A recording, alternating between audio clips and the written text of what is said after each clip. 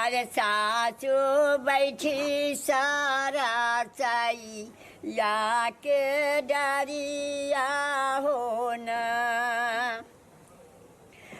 आवत देखा सासू दुई तापेसिया हो न सासू ये करे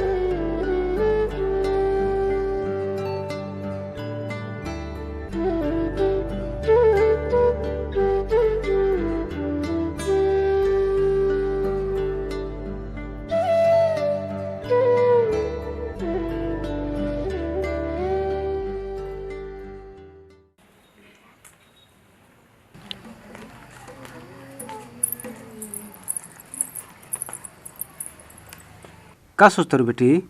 हो साइकिलिया बहुत बढ़िया रहल ना पापा। हाँ बढ़िया तो रहल है। बहुत महंगा होई ना पापा। हाँ महंगा तो होई। ज्यादा हमके ना चाहिए बाकी बहुत मजा आत हो पर ना पापा। मजा तो बहुत आत हुई तो के मजा ले और ठीक बा चलो।